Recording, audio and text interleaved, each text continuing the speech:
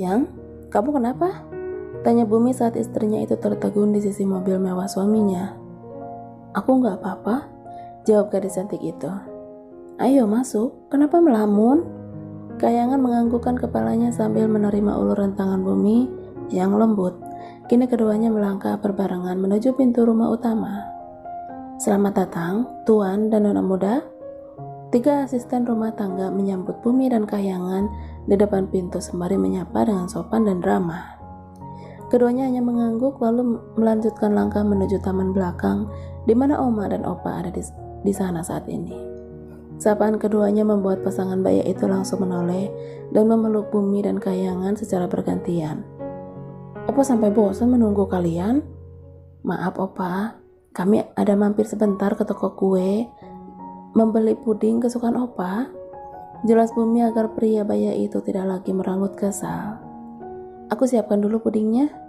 Kayangan bangun dari duduknya. Dia berjalan ke arah dapur bersih untuk menyiapkan apa yang ia bawa tadi.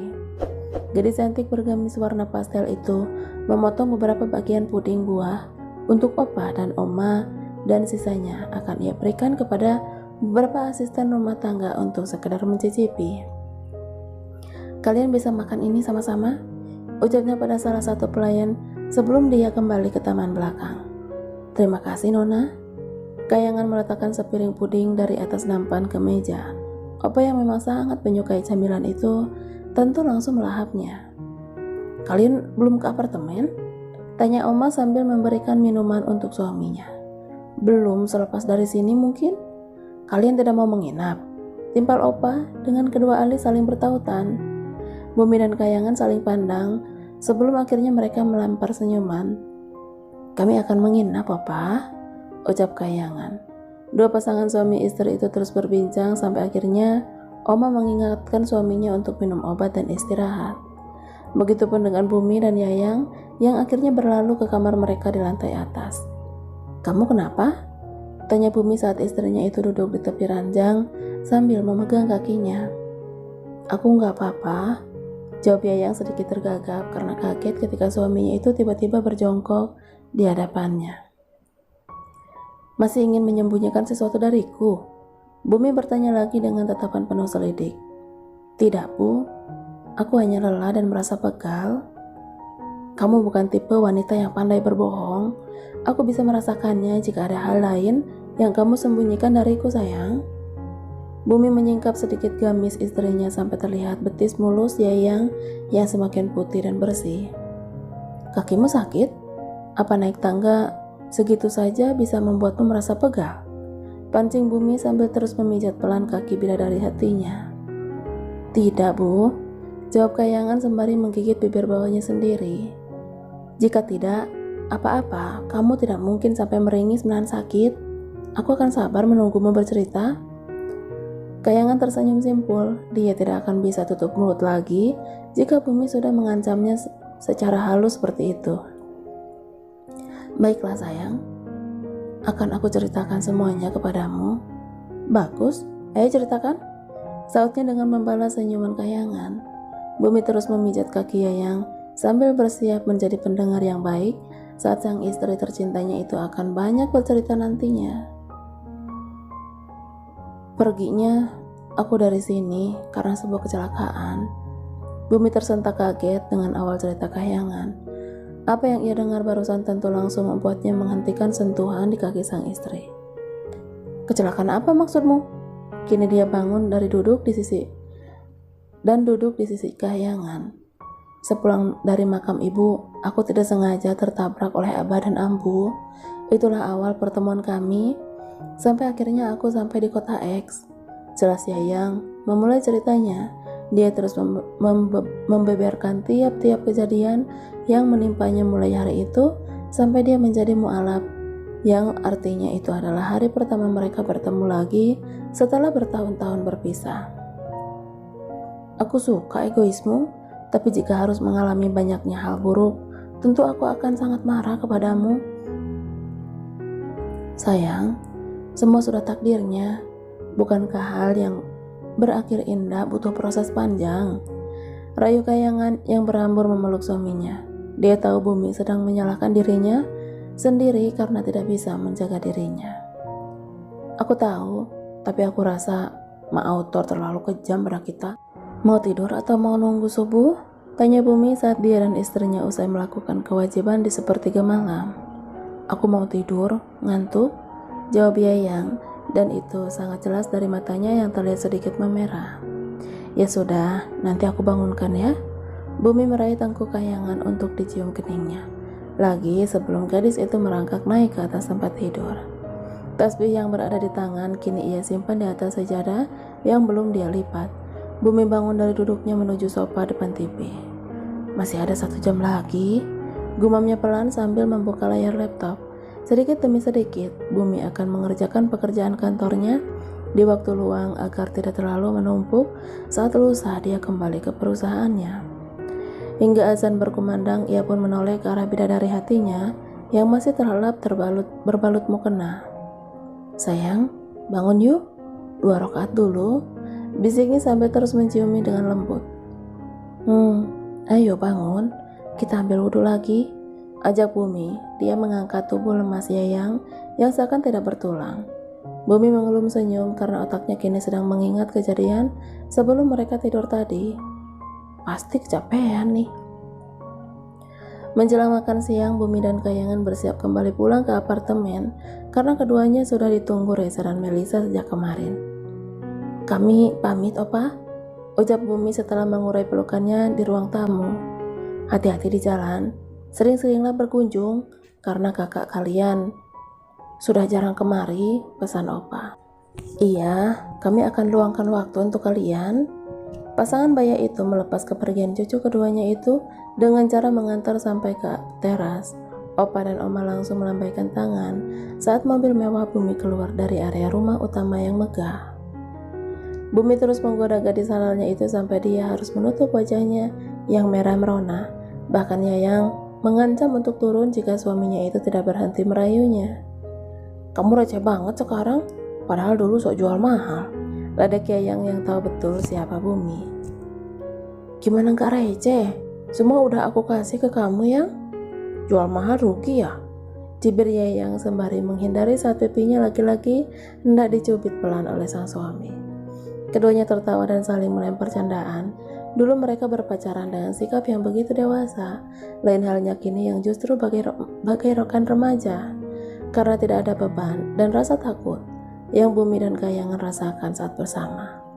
Semua itu seakan hilang saat proses ijab kabul berlangsung lancar hingga berakhir sah untuk keduanya.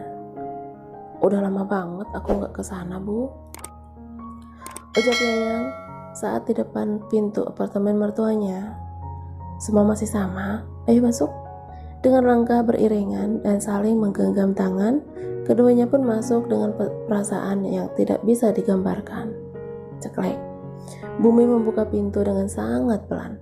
Senyum lebar terukir di wajah tampannya, manakala Reza dan Melisa menoleh bersamaan. Sayangnya Mama, Nyonya besar Hardian itu pun bangun dan siap menerima pelukan menantu keduanya. Apa kabar, Ma? Pa? Baik, sayang. Setelah berbasa-basi dan saling memeluk, kini keempatnya mengobrol di ruang tengah. Banyak hal yang mereka ceritakan selama bertahun-tahun tanpa kabar. Bu, Papa tunggu kamu di ruang kerja Papa, ucap Reza sambil bangkit dari duduknya. Iya, Pak. Bumi menoleh ke arah Kayangan. Perasaannya mendadak tidak enak saat melihat Reza berlalu dengan senyum penuh arti. Pergilah, aku sama Mama akan menyiapkan makan siang. Titah Yayang, dia tahu jika suaminya seakan ragu untuk ikut dengan papa mertuanya ke atas. Baiklah. Bumi bangun dari duduknya, dia melangkah gontai dengan hati berdebar. Jantungnya mendadak serasa ingin melompat dari dalam tubuhnya. Dengan tangan dingin yang tiba-tiba keluar keringat, dia pun berusaha tenang saat membukakan kenop pintu. Ceklek. Astagfirullahaladzim, kalian ngapain pada di sini?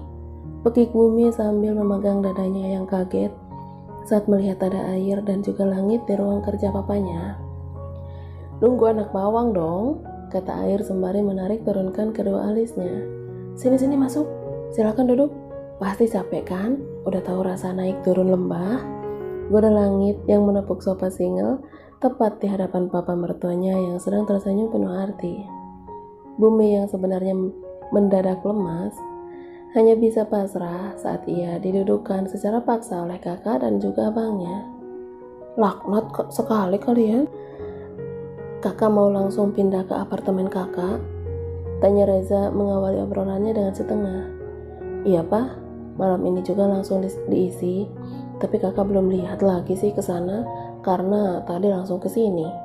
Jawab Bumi yang sebenarnya tidak enak hati sebab langsung keluar dari apartemen kedua orang tuanya setelah menikah. Padahal tempat ini sudah lebih dari 20 tahun ia tempati. Tidak terhitung seberapa banyak kenangan yang tertinggal di dalam kamarnya yang seakan menjadi saksi bisu setiap ia menangis, menahan rindu pada sosok wanita yang nyatanya kini telah resmi menjadi istrinya setelah perjuangan 10 tahun lamanya bertahan pada satu hati di atas takdir yang sulit ia taklukkan. Ketika orang lain meminta dia melepas cintanya, justru dia tetap bertahan dan yakin. Enak bener deh, biar nggak ada yang gangguin kan? Ledek air. Enggak juga, kan masih di sini, sama aja. Kan kita jadi nggak bisa nguping ya dek, desahan Bumi kayak gimana? Timpa langit yang langsung mendapat 2 jempol dari air. Biar fokus kasih papa cucu, ya kah? Kata Reza yang mulai ikut menjahili anak keduanya itu.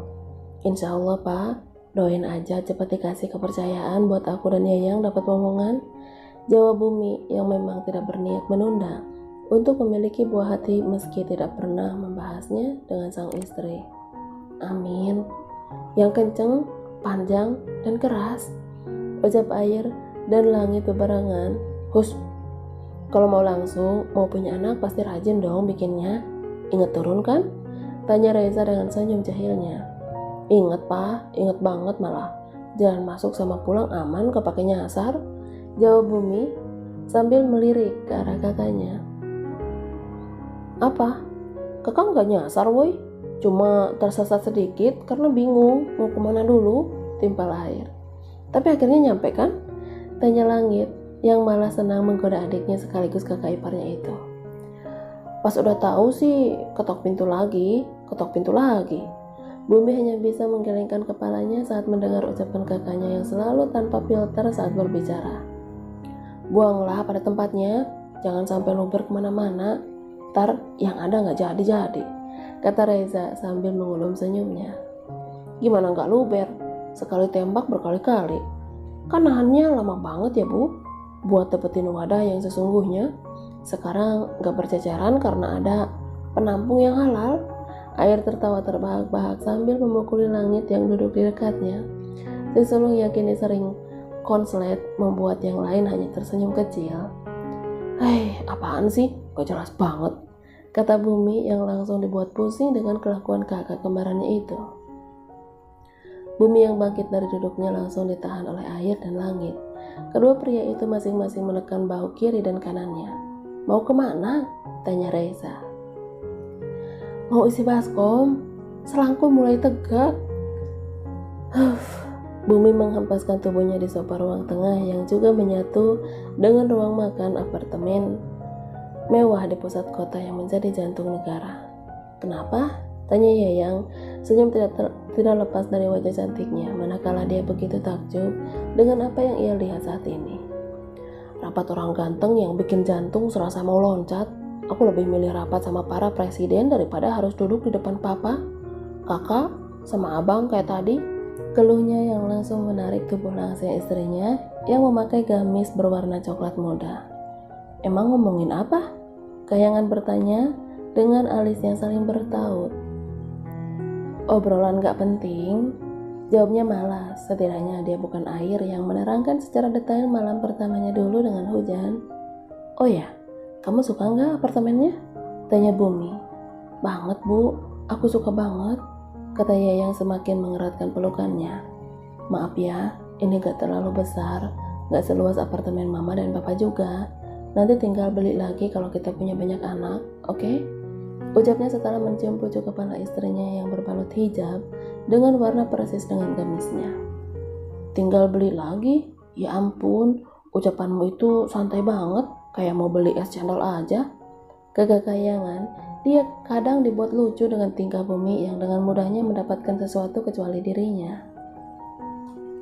Makan malam kali ini keduanya memesan makanan dari luar, karena Bumi tidak mengizinkan istrinya itu ke dapur.